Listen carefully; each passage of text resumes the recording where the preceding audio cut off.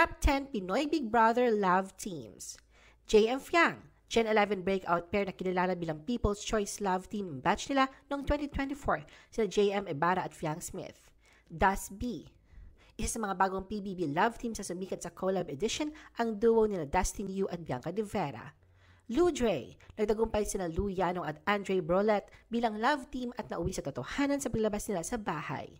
May Ward, fan favorite ang love team ni Maymay Entrata at Edward Barber dahil sa kanilang strong chemistry.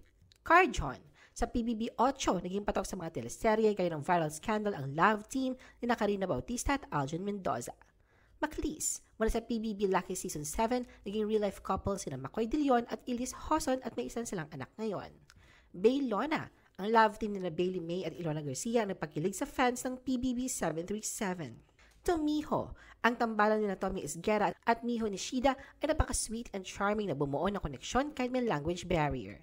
Melason, ang love story nila Melly Cantiveros at Jason Francisco ay nabuo sa loob ng bahay. Kasal na sila ngayon at may dalawa ng mga anak.